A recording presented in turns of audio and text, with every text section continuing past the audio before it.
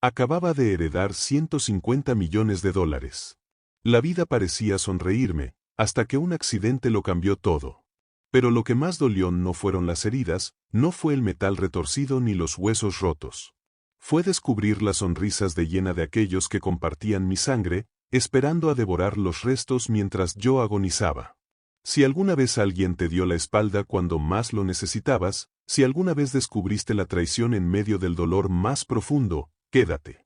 Esta historia demuestra que incluso desde el abismo de la desgracia, pueden hacer la justicia más perfecta y calculadora. Dale like, suscríbete y comenta. ¿Alguna vez alguien te traicionó justo cuando más vulnerable te sentías? Me llamo Adrián Salvatierra, tengo 34 años, y esta es la historia de cómo pasé de la cima del mundo al fondo del infierno, y de cómo regresé de entre los muertos para arrastrar a mis traidores conmigo. Todo comenzó en el silencio solemne de una notaría, el día que leyeron el testamento de mi abuelo. Don Ramiro Salvatierra no era solo un empresario, era un titán forjado en el trabajo duro, dueño de un imperio de construcción y bienes raíces. Para el mundo, era una figura imponente. Para mí, era mi confidente, el hombre que en largas tardes de domingo, entre partidas de ajedrez, me enseñaba sobre la vida con una mezcla de cinismo y sabiduría. El dinero no cambia a la gente, Adrián, me decía, moviendo una pieza. Solo les quita la máscara. Y no hay rostro más feo que el de la codicia familiar. La verdadera batalla no es ganar la herencia, es sobrevivir a ella. Cuando el abogado, con voz monótona, anunció que yo era el heredero único y universal de un patrimonio valorado en $150 millones, un silencio gélido se apoderó de la sala. Pude sentirlo físicamente. Era como si el aire se hubiera vuelto denso, cargado de electricidad. Vi los rostros de mis tíos, Ricardo y Mateo, contraerse en una mueca de incredulidad que rápidamente se transformó en ira contenida. Vi a mis primos, que segundos antes me daban palmadas en la espalda, mirarme como si fuera un ladrón. Y vi a mi propio hermano, Julián, palidecer. Su mandíbula se tensó, y en sus ojos no vi sorpresa, sino el brillo oscuro de un plan que acababa de ser arruinado. En ese momento, la profecía de mi abuelo resonó en mi cabeza, la batalla comienza ahora. 2 meses después, el destino, o quizás algo más siniestro, decidió ponerme a prueba. Conducía mi coche por una carretera secundaria, de camino a la oficina central para mi primera gran reunión como director. Recuerdo el sol de la mañana, la música en la radio, una sensación de optimismo. Y entonces, de la nada, un camión de gran tonelaje apareció en sentido contrario, invadiendo mi carril a una velocidad suicida. No hubo tiempo para reaccionar. El impacto fue una explosión de metal, vidrio y dolor. Lo último que recuerdo fue el olor a gasolina y el sonido de mi propio grito ahogado, antes de que todo se volviera negro. Desperté en un mundo blanco, aséptico y doloroso. Estaba en una cama de hospital, con el cuerpo cubierto de vendas, tubos entrando y saliendo de mí, y un dolor sordo que me recordaba a cada segundo que estaba vivo de milagro. Sobreviví, sí, pero estaba roto, vulnerable, atrapado en la prisión de mi propio cuerpo. Y fue ahí, en esa debilidad absoluta, donde las hienas comenzaron a rodearme. Esperaba apoyo, cuidado, el calor de una familia unida por la tragedia. ¡Qué ingenuo! Lo que recibí fue un asedio frío y calculado. Mi hermano Julián, en lugar de sentarse a mi lado, pasaba sus visitas hablando en voz alta por teléfono en el pasillo, con abogados y asesores, presionando para que me declararan mentalmente incapaz de manejar la herencia. Mis tíos, Ricardo y Mateo, se dedicaron a difundir rumores entre los socios de la empresa, diciendo que había perdido la memoria, que sufría delirios, que el Adrián que conocían ya no existía. Incluso mi primo Carlos, a quien yo había ayudado a montar su propio negocio, decía abiertamente en las reuniones familiares que Adrián no estaba en condiciones de dirigir ni un kiosco. Cada palabra que llegaba a mis oídos a través de una enfermera leal o de un viejo amigo de la familia era un puñal más, que se clavaba más hondo que cualquier fractura. El dolor físico era una tortura, pero el veneno de la traición era insoportable. Me estaban enterrando en vida. Una noche, con los ojos cerrados y la respiración acompasada, fingí estar profundamente dormido. Julián entró en la habitación con uno de los socios de mi tío, un hombre de rostro taimado. El médico dice que la recuperación será lenta, muy lenta, dijo Julián en un susurro. Con un poco de suerte, este accidente lo deja fuera del juego para siempre. Y si no, bueno, ya buscaremos otra manera más, definitiva. Mi sangre se congeló. El corazón me martillaba en los oídos. No solo me habían dado la espalda. No solo querían mi dinero. Estaban dispuestos a todo. Estaban planeando mi desaparición. En la oscuridad de esa habitación de hospital, en medio del olor a desinfectante y del pitido de las máquinas, algo dentro de mí cambió. El dolor se transformó en hielo. La tristeza, en una furia fría y calculadora. Juré por la memoria de mi abuelo que no permitiría que me destruyeran.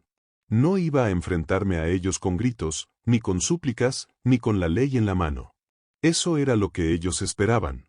Mi venganza sería un juego de ajedrez, como los que jugaba con mi abuelo. Meticulosa, silenciosa, quirúrgica. Y el jaque mate sería devastador. Mi primer movimiento fue contactar a Héctor, el abogado personal de mi abuelo.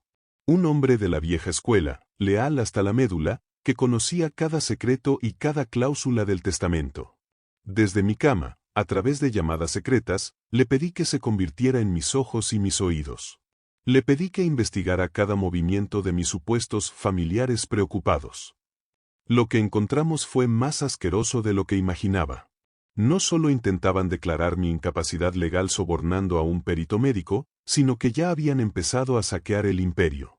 Aprovechando el caos, estaban desviando dinero de algunas de las empresas constructoras menores, firmando contratos fraudulentos y vendiendo activos a precios ridículos a empresas pantalla controladas por ellos mismos. Decidí adoptar su narrativa. Me convertí en el hombre roto que ellos querían que fuera.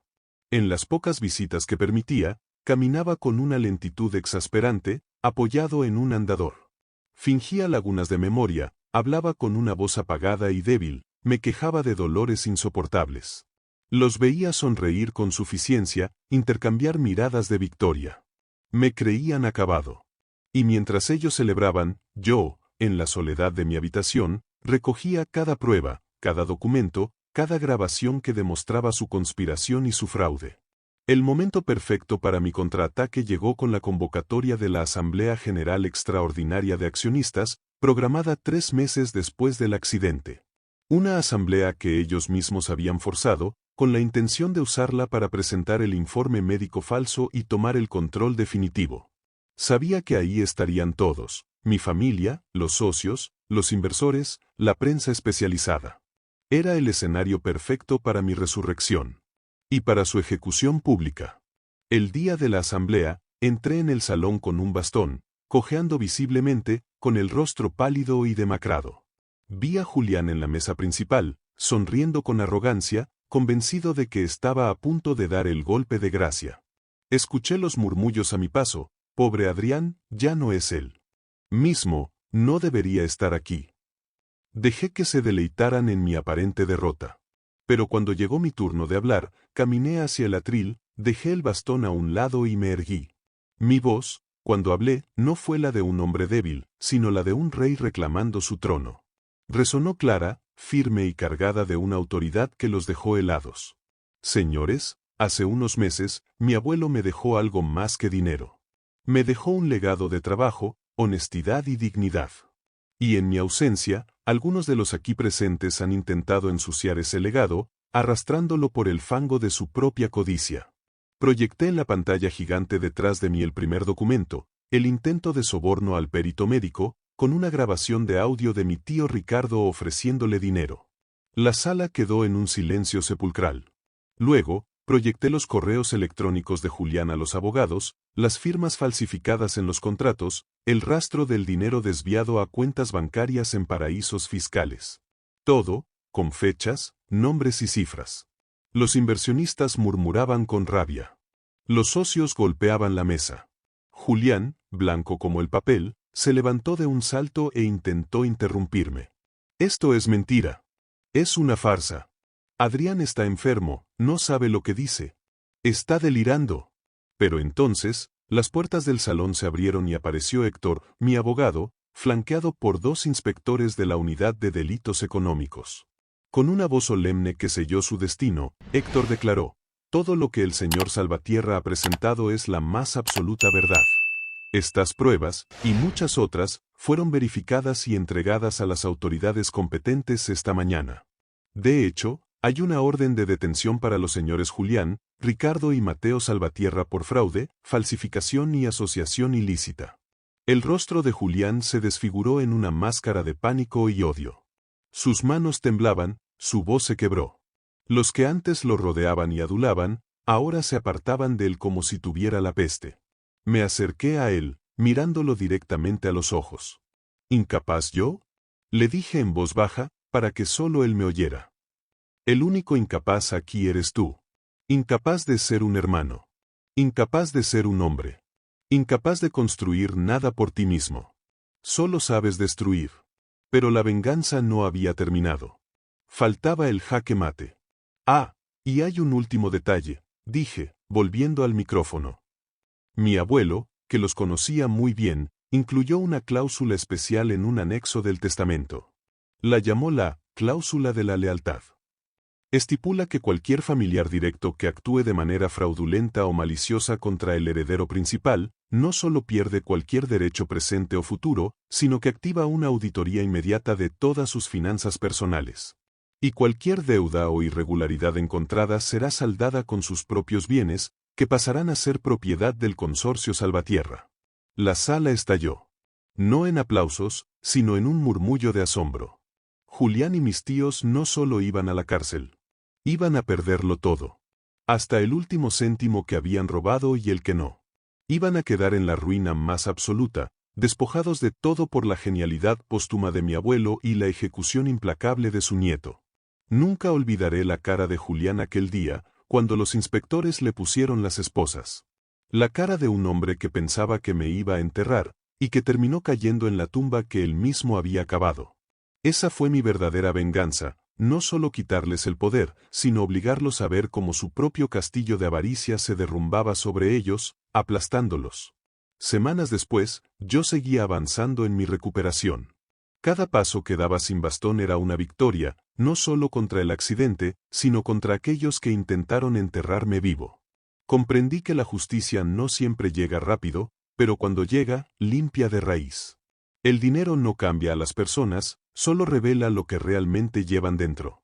Mi abuelo tenía razón, la verdadera batalla comienza después de recibir la herencia.